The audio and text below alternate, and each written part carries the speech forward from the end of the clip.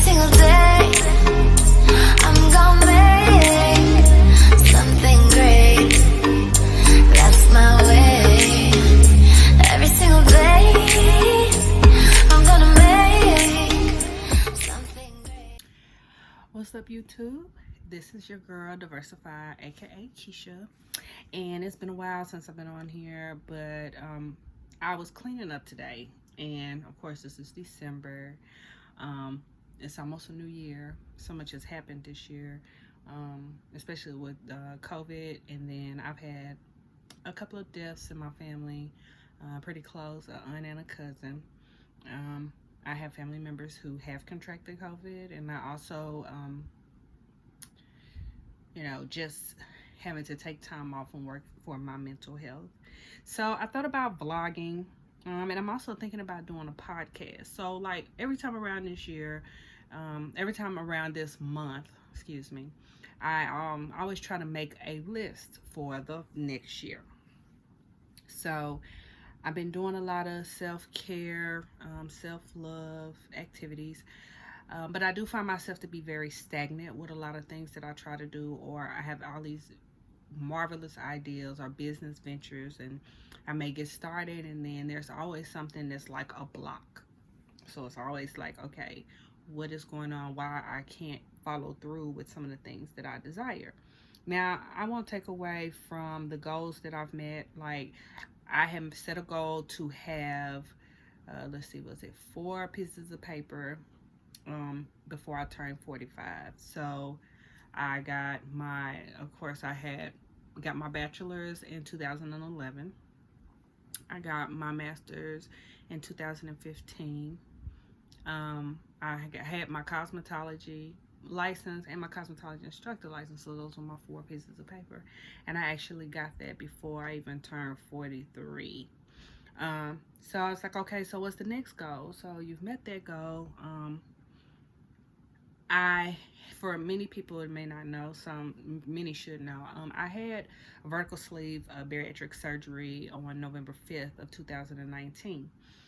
The reason I did this is because coming up, I was always a very small person. I only weighed between like 100, 105. Most of the time it was 100 pounds. I was always a very small statured woman. So when I got pregnant, my weight started to go up. So when I found out I was pregnant, I had went from 100 pounds to 115 pounds. And then with me going through my pregnancy and all the stressors and everything, and I had different things going on with my health that put me on bed rest even at the age of 18. So I gained all the way up to 158 pounds with my pregnancy. So after I had my daughter, now mind you, she also was a preemie. I had her like 3 weeks early. I really feel like it was earlier than that, but it was 3 weeks early. And actually it was almost a month early. I was due to have her April 20th, and I had her March 28th. So once I had her, I had to have an emergency cesarean. And then she only weighed 3 pounds and 3 ounces. And I was so just scared. And, but she's good and healthy now, and a mother of 2 and a wife. And I'm super, super proud of her. And she keeps me motivated. So, with that, after I had her, I got down to like 127 pounds. To me, that was great. Like, I had, the boobs, the hips. I always had the boobs. That was never an issue. The hips, I never really had. I was just like boobs and then just a stick. So, and then I'm bow-legged. So it was always a weird look. And I don't think I ever was very confident in my body or even with myself. I never really thought that I was beautiful. I never thought I was pretty. I would have spurts of, okay, girl, you look good. Okay, girl, you all that. And then other times I'd be like, and then, being bullied when I was younger, even though I was skinny. So I was like, okay, whatever. So over the years, with the ups and downs, I'm a domestic abuse survivor. My first marriage ended with domestic abuse, but I am very, very grateful that I did get out of it. I'm alive. And the crazy part is that he did apologize like maybe 3-4 years after that whole situation. But I accepted the apology and I moved on. But I did that because I had to do it for myself, not for him. So in that process, the weight just kept coming on, kept going on. So I think I got comfortable at 240 pounds. I don't even remember when I crossed over into the 200s, but when I was like 240 pounds, I carried that for so many years, and I think I just kind of got comfortable with it. I never saw myself that big, but as time went on, especially after I had the surgery, and I look back at pictures, and I'm just like, oh my God, I was like killing myself. So another thing that I was dealing with was depression. I've dealt with depression all my life. As a young child, a lot of things have happened in my past that also made it even much harder. So from the domestic abuse, all right, I'm back. Had a few technical difficulties. But anyway, what I was saying is that the domestic abuse contributed to a lot of things dealing with my depression. Some other things that I was dealing with, from rape, from some other issues I really prefer not to talk about, and having abandonment issues. My parents divorced when I was 12, and it did, sometimes you don't think, especially when you're a child, you don't really think. I'm not gonna say all people, but I can say I really didn't think much about it because, I mean, my parents worked, and my mom, she was, did her acting and travel, and my dad, he hung out, did his thing, and they still gave us, the love and everything. So it was kind of like we spent a lot of time in my grandmother's house.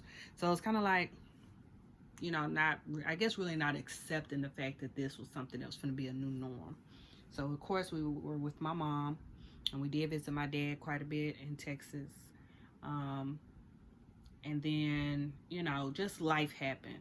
So after I had my daughter, I had a lot of issues with her father. And of course now we're in a good place. But then I'm not even gonna really say that it was all about, we were two young people embarking up on parenthood and had no clue. That's what I'm gonna put it on. We did have some outside entities that kind of like made things worse, and then we ended up not together. So there was some things that happened with us that also contributed to my depression. And then when you're a person who is your biggest critic, your biggest person who comes down so hard on you with these high expectations, sometimes that can be a little overwhelming. I dealt with that as well. I still deal with that. Like when it used to come to my grades, like I was just determined if I made a B or a C, I would be so upset. I just had to have an A, not realizing that, Keisha, you did the best you could. I had just these high determinations and goals and hopes on myself. And I think a lot of it came from also the goals and hopes and dreams of my parents, which is normal for you, to have those goals and dreams for your children. But then in the process, you have to figure out who you truly are. So I can say that I truly did not know who I was. I truly did not know what I liked. I felt like I had relationships with men, and I don't know if it was like a daddy issue or if I felt like they were pulling in that love that I was, yearning for in the replacement. But even through those relationships, I had some decent relationships with guys, but for the most part, I was used, abused, beaten, lied to, cheated on, But I also feel like it made me stronger. It made me the person that I am today. So, throughout time, I've had a lot of people come in and out of my life, friends come in and out of my life. I've learned from just about everybody I've ever encountered in my life, friends or not. And I had a friend who passed away last year, and it's been so hard to really deal with her death. My wife's grandmother passed away last year, and it's been really hard to accept her death as well. I had an aunt that just passed away, and that was rough. I had 2 aunts that passed away a year apart. My mom's sisters, and that was kind of hard too, because one, I was having a very like rough relationship with, and when I decided that I was going to be the bigger person and want to just like make amends, it was too late. So that was hard on me. But then my aunt Alice was like, she knew you loved her, you knew how she was, and don't hold on to that, and just, you know, hold on to the love and remember the good things. So when my Aunt Betty, who recently passed, my dad's sister, we were kind of in a similar situation with the relationship. But she came to me and let me know we was good. Like in my dream, she let me know we was good, and she was proud of me and stuff like that. So, you know, it's kind of hard when you lose people. And I think I started really getting anxiety even higher, because I was diagnosed with anxiety like in 2016. I think my anxiety got really, really high when people who were passing were like so close to me, that like when my Aunt Val, my mom's sister, when she passed, like they said she passed in her sleep, it was like when I found out, for like weeks I didn't want to sleep, because I was like, well, that could happen to me, kind of like a hypochondriac. But then I was like, okay, Keisha, you know, but I've been told that I'm like an empath. So with that, it's all so very rough, because sometimes you don't know if it's your energies and your feelings that you're dealing with, or if it's somebody else. Like I can walk into a room and totally pick up all the energies, and sometimes it's so overwhelming that I just want to walk out the room. So sometimes it has also made me become like of a loner, where I was like, in my own space, I'm good.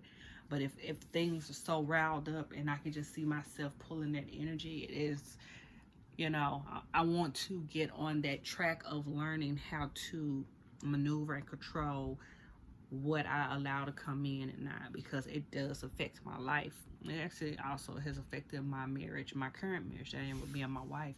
Now, me and my wife, we've been through a lot together. We've been through a lot.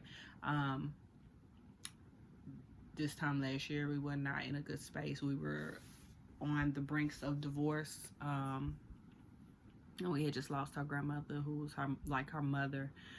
And instead of us pulling together, we pulled apart, and just all like different people came into our lives, but we came full circle, and now we're in a good place, and we decided we're going to work it out. So with all that being said, my weight became another comfort for me, because I had got up to wearing a size 24 in jeans, and I was wearing like a 3X in shirts. When I stepped on the scale and I saw that I was at 293, I was like, what the just happened? So I knew I had to make a change.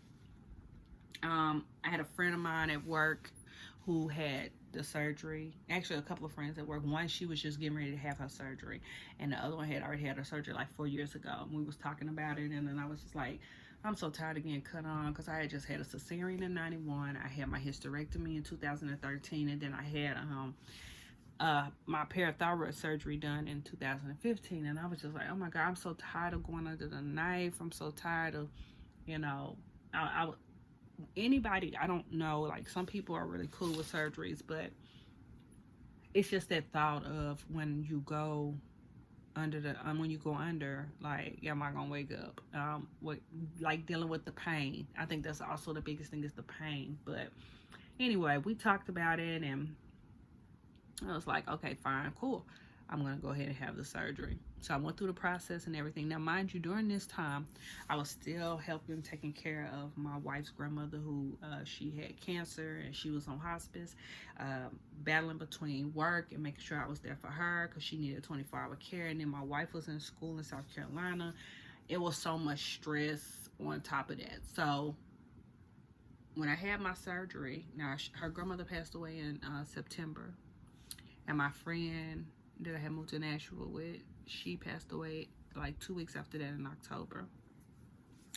and I was not in a good place. So my anxiety and my depression got even harder on me. But I did go ahead and have my surgery, and my mom came up, and my wife came up, and I had my surgery. Then after my surgery, I wound up going back to South Carolina with my wife for a little while, and then I came back to Georgia. So at this time, it was hard. It was like, okay, so where I'm gonna stay? I had nowhere to stay. I was staying with her cousin, I was staying with her sister. I was like bouncing back and forth, and I was like, I need some stability because this is not me. So this is where my faith has always played a part in my life. Sometimes my faith gets weary, but I know that my beliefs are so strong that I see all the miracles that God has bestowed upon me.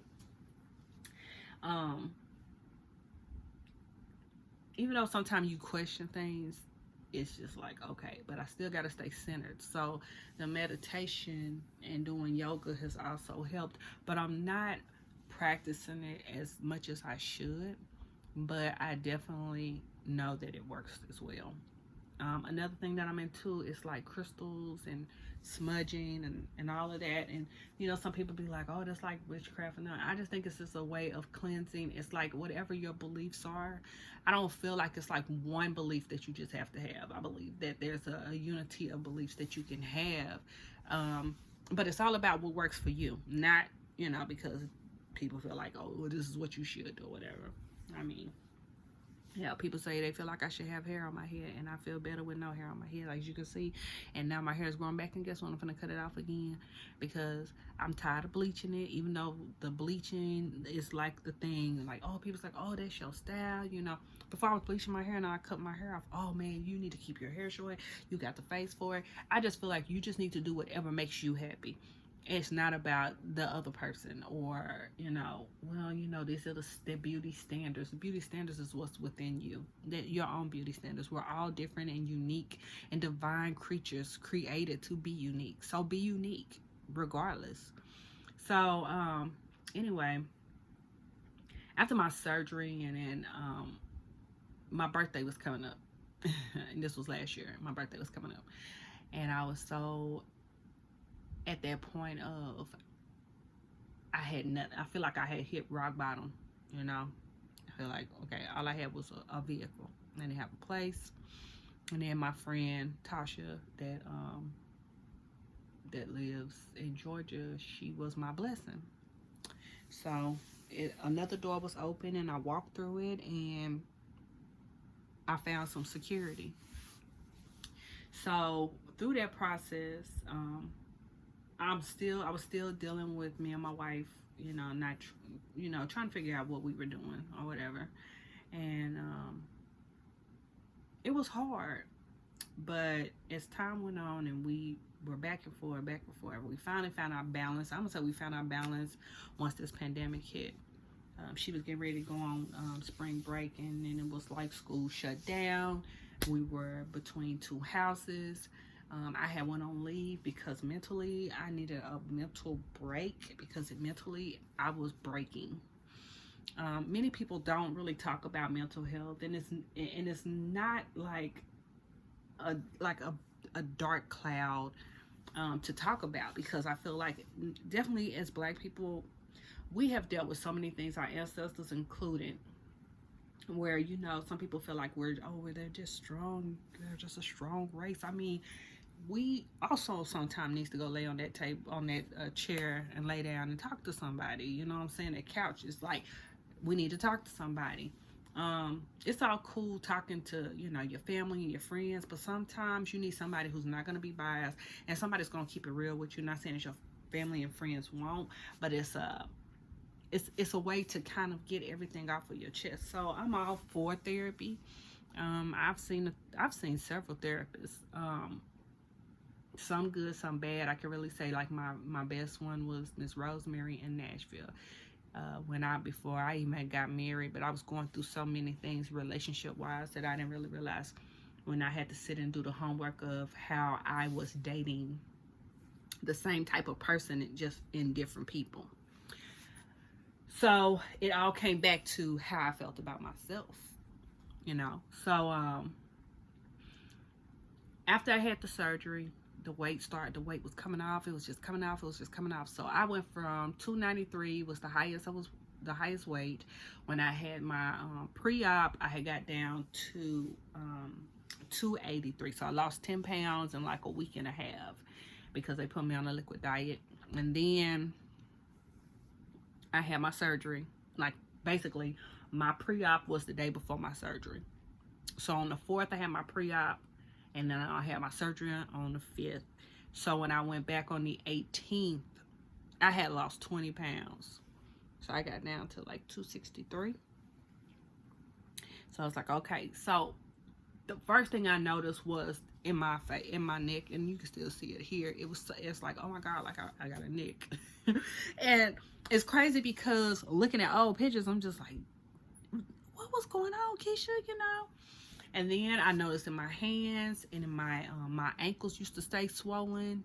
And then in my ankles and my feet. So when I went back to work I think I went back to work in December. At work, we have to park down it's whatever hour, if you come in like the evening shift. We have to park down the hill, and I call it a mile hike up the hill to job. And then you get in there, and they got elevators, which take forever, or you take the stairs. Well, I always was the elevator girl because I need them stairs, and I would just have to be a few minutes late because I would be out of breath by the time I got up the damn hill anyway. But then I noticed my first, when I got back, I walked the hill before I knew it. I was in my desk, and I was not out of breath, and I was like, well, okay, I can do this. So the weight kept falling off, but then I hit stagnation when the pandemic hit. Man, it's like maybe a pound here, maybe 2 here, maybe none. So for like about 4 or 5 months, I was fluctuating between 214 and 217. So I got discouraged again. And then I started thinking maybe I wasted my time getting the surgery because my goal weight was 160 and I was coming up on my year. And they always say that the weight slows down after your year. So I'm thinking like, well, damn, I'm going to be stuck in these 200s forever. Well, I'm still in my 200s, but I'm not. I'm at 210 right now, which is still a great goal because I have to think about it. Keisha, you've lost so much weight. Like, in a year, you've lost so much weight. So, like, get it together. Like, literally, you've lost so much weight.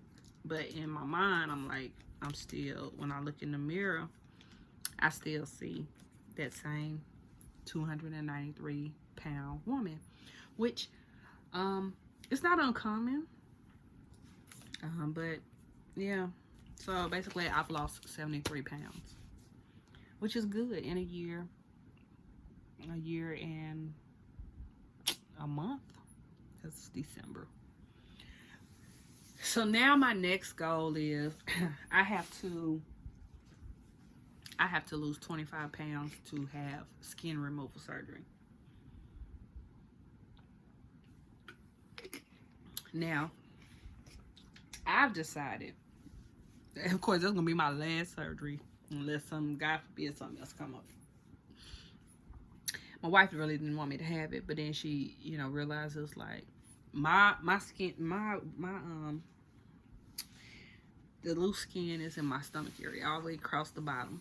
Now, I've been cut up and down twice in my stomach, which I know I've been told those muscles are dead because I got cut in the same spot twice. First for my cesarean and then again for my hysterectomy.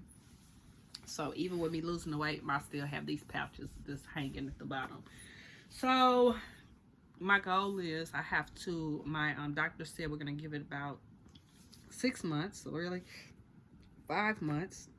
And we'll come back and resurface about plastic surgery. I'm already doing my own research. I already know it's a place called Mia Aesthetics. It's very well known. They're going to open up a location here in Atlanta. So I've got to lose 25 pounds. And they told me when I lose 10 pounds to contact them and we will work on something else. Then the next thing is to get the money together because my insurance won't cover that. They said the only way my insurance will cover skin removal is if it's something like, like a rash or a hernia or something. Like, I don't have any of that. It's just I got this loose skin hanging down. So I also am in this group called Barabella's. CJ I follow her on Facebook, and she brought me into the group, and I've met some very, very cool people in that group.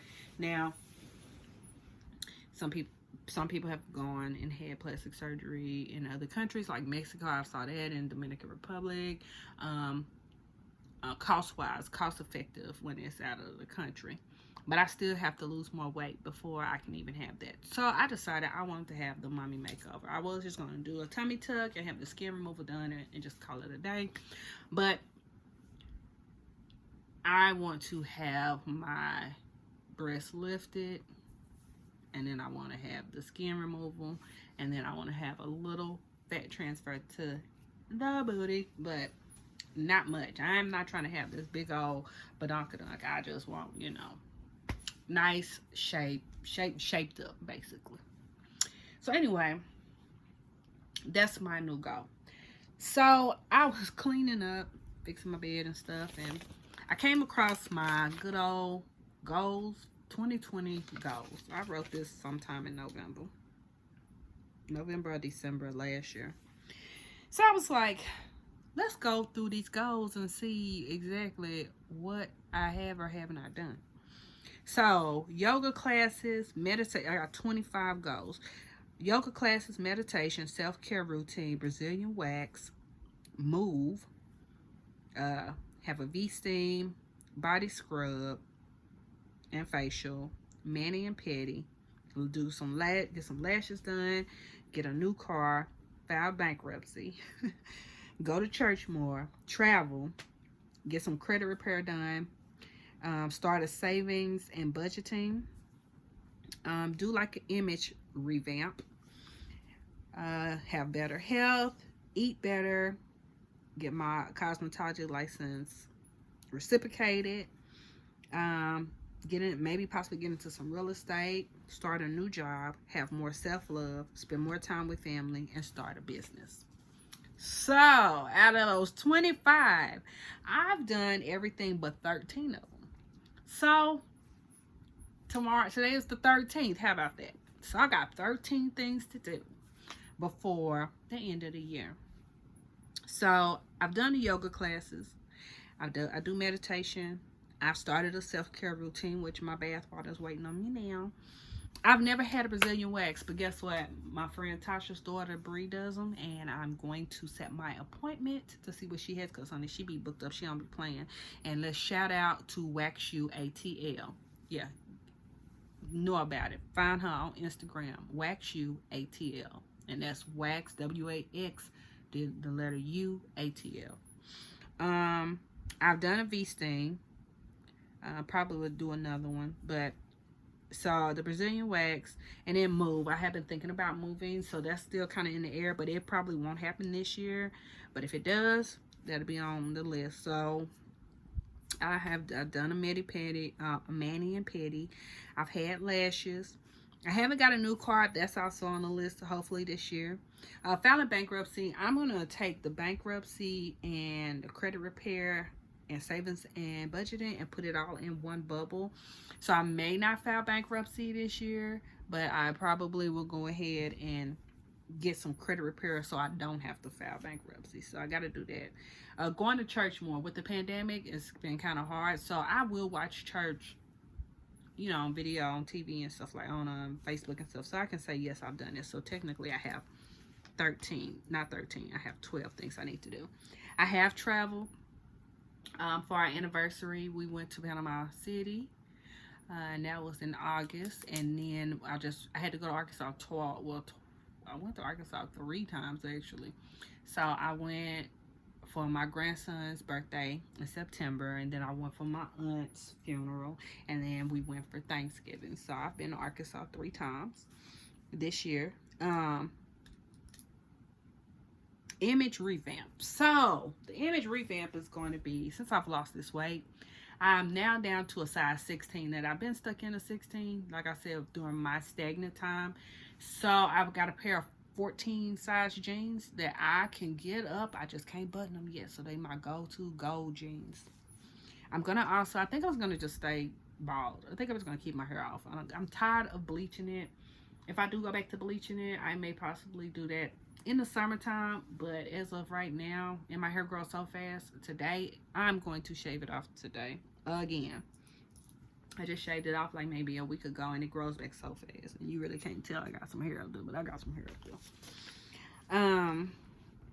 So that part, revamping my image, I'm just gonna start dressing different. I'm just gonna start I got so many different clothes since I've gotten smaller, and I'm gonna start putting some stuff together. And maybe I'll start doing showing you guys like just outfits. You know, we'll see. Let's see what else. Better health and eating better. I'm putting those together. So as of today, I'm going to eat like I want to, and I'm going to detox tonight, because starting tomorrow I'm going cold turkey vegan. I have been vegan before, but you definitely have to have the mind state for that. But there are so many people who are motivating, like Tabitha Brown. We all love her, like she's motivating. But there's so many, Sweet Potato Soul, it's so many people. And then here in Atlanta we got Cecili's Raw. That place is awesome. And then we got Slutty Vegan, of course. And then when I tell you, there's so many options here in Georgia for vegan food, but I'm gonna be cooking more, and because I love to cook, so putting those together. And that starts tomorrow, so I can check that off. I did get my license reciprocated to Georgia for my cosmetology and my cosmetology instructor license, and I still have them in Arkansas as well. Real estate. I was interested in doing real estate, but now I'm not so much interested in it, so I'm going to kind of like probably, you know, take that off the list. Now, one thing that was on the list that I did cross out was divorce, because like I told you last year, we were really considering divorce, but since we're working things out, we're not getting a divorce. A new job. I'm gonna leave that one right there. Self-love. I've spent time with family, and I haven't started my business. Now I have started, now I'm not gonna say I didn't start my business. I've started a small business. I started a small waist bead business. I haven't had many sales this year, and of course it's colder and people probably wait more towards the summer, so I'm just probably have like this big summer sale,